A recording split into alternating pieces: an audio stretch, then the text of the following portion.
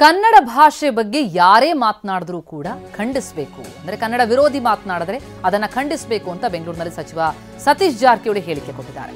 ಕನ್ನಡ ಭಾಷೆಗೆ ಸಾವಿರಾರು ವರ್ಷಗಳ ಇತಿಹಾಸ ಇದೆ. ಕಮಲ್ ಹಾಸನ್ ಯಾವ ಅರ್ಥದಲ್ಲಿ ಹೇಳಿದ್ದಾರೋ ಅಂತ ಸತೀಶ್ ಜಾರಕಿಹೊಳಿ ನುಡಿದಿದ್ದಾರೆ.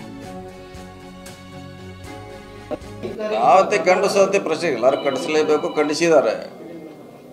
ಎಲ್ಲರೂ ಮಾಡೋದು ಖಂಡಿಸ್ಬೇಕಂತೇನಿಲ್ಲ. ಒಬ್ಬರು ಕರ್ನಾಟಕದ ಅದು ಧ್ವನಿ ಆದರೆ ಎಲ್ಲರ ಧ್ವನಿನೇ. ಯಾಕಂದ್ರೆ ಅಂಥ ವಿಷಯ ಬಂದಾಗ ನಾವು ಪ್ರತ್ಯೇಕವಾಗಿ ಹೇಳಬೇಕಂತಿಲ್ಲ. ಈಗ ಕನ್ನಡ ಬಗ್ಗೆ ಅವಮಾನ ಅಪಮಾನ ಮಾಡಿದ್ರೆ ಎಲ್ಲರೂ ಖಂಡಿಸಲೇಬೇಕಾಗ್ತದೆ. ಕನ್ನಡ ಭಾಳ ದೊಡ್ಡ ಇತಿಹಾಸ ಇದೆ. ಅದಕ್ಕೆ ಸುಮಾರು ಸಾವಿರಾರು ವರ್ಷದಿಂದ ಬೆಳೆದು ಬಂದಂಥ ಅದು ಲಿಪಿ ಭಾಷೆ. ಹೀಗಾಗಿ ಅವ್ರು ಯಾವ ದೃಷ್ಟಿಕೋನ ಇಟ್ಕೊಂಡು ಅದನ್ನು ಹೇಳಿದರೆ ನಮಗೆ ಗೊತ್ತಿಲ್ಲ. ಆದರೂ ಕೂಡ ಕನ್ನಡಕ್ಕೆ ಅವ್ರು ಏನೇ ಹೇಳಿದ್ರು ಕೂಡ ಅದು ಕೇಳಿಗೇನು ಬರೋಲ್ಲ. ಅದರದ್ದು ಅಂಥ ಗೌರವ, ಭಾಷೆಗೆ ಸ್ಥಾನಮಾನ ಇದ್ದೇ ಇದೆ. ಅವ್ರು ಯಾಕೆ ಹೇಳ್ಯಾರು, ಹೆಂಗೆ ಹೇಳ್ಯಾರು ಅನ್ನೋದು ಅದು ಪ್ರಶ್ನೆ ಆಗಿ ಉಳಿದಿದೆ.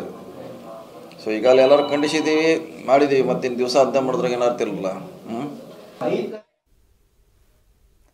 ಎಸ್, ಬೆಂಗಳೂರಿನಲ್ಲಿ ಸಚಿವ ಸತೀಶ್ ಜಾರಕಿಹೊಳಿ ಹೇಳಿಕೆ ಇದು. ಕನ್ನಡ ಭಾಷೆಗೆ ಸಾವಿರಾರು ವರ್ಷಗಳ ಇತಿಹಾಸ ಇದೆ ಅಂತಂದ್ರು. ಪ್ರತಿಭಟನೆ, ಆಕ್ರೋಶ ಮುಂದುವರೆದಿರುವಂಥದ್ದು. ಕಮಲ್ ಹಾಸನ್ ಹೇಳಿಕೆಯ ವಿರುದ್ಧ ವ್ಯಾಪಕ ವಿರೋಧ ವ್ಯಕ್ತ ಆಗ್ತಾ ಇದೆ. ಕ್ಷಮೆ ಕೇಳಬೇಕು ಕಮಲ್ ಅನ್ನುವಂಥದ್ದು ಆಗ್ರಹ. ಈಗಾಗಲೇ ಇದ್ರ ಬಗ್ಗೆ ಕಮಲ್ ಹಾಸನ್ ಏನು ಪ್ರತಿಕ್ರಿಯೆ ಕೊಟ್ಟರು, ಅದಕ್ಕೆ ಮತ್ತಷ್ಟು ವಿರೋಧ ವ್ಯಕ್ತ ಆಗಿರುವಂಥದ್ದು. ಹಾಗಾಗಿ ಅವರ ಪ್ರತಿಕೃತಿ ದಹಿಸಿ ಭಾರೀ ಮಟ್ಟದ ಆಕ್ರೋಶ ವ್ಯಕ್ತ ಆಯಿತು. ಮಂಡ್ಯದಲ್ಲೂ ಕೂಡ ಕಮಲ್ ಹಾಸನ್ ವಿರುದ್ಧ ಪ್ರತಿಭಟನೆ ನಡೀತು. ಮದ್ದೂರು ಪಟ್ಟಣದ ಟಿಬಿ ವೃತ್ತದಲ್ಲಿ ಮೈಸೂರು ಬೆಂಗಳೂರು ಹೆದ್ದಾರಿ ತಡೆದು ಪ್ರತಿಭಟಿಸಿದ್ದಾರೆ. ಹಲವು ಕನ್ನಡ ಪರ ಸಂಘಟನೆಗಳು ಈ ರೀತಿ ಪ್ರತಿಭಟನೆಯನ್ನು ನಡೆಸಿವೆ. ಕಿಚ್ಚು ಬುಗಲೆದ್ದಿದೆ. ಕಮಲ್ ಹಾಸನ್ ಹೇಳಿಕೆಯನ್ನು ಖಂಡಿಸಿ ಕಮಲ್ ಹಾಸನ್ ಪ್ರತಿಕೃತಿಯನ್ನ ದಹಿಸಿ ಮಂಡ್ಯದಲ್ಲಿ ಕಿಡಿ. ಮಂಡ್ಯದ ಮದ್ದೂರು ಪಟ್ಟಣದ ಟಿಬಿ ವೃತ್ತದಲ್ಲಿ ಧರಣಿ ನಡೆದಿದೆ. ಕಿಚ್ಚು ಬೊಗಿಲೆದ್ದಿದೆ. ಕಸ್ತೂರಿ ಕರ್ನಾಟಕ ಜನಪರ ವೇದಿಕೆ ಕಾರ್ಯಕರ್ತರು ಪ್ರತಿಭಟನೆ ನಡೆಸಿದ್ರು. ಕಮಲ್ ಹಾಸನ್ ಪ್ರತಿಕೃತಿ ದಹಿಸಿ ಘೋಷಣೆ ಕೂಗಿ ಆಕ್ರೋಶ ಹೊರಹಾಕಿದ್ದಾರೆ. ದೃಶ್ಯಗಳಲ್ಲಿ ನೋಡ್ತಾ ಇದ್ದೀವಿ.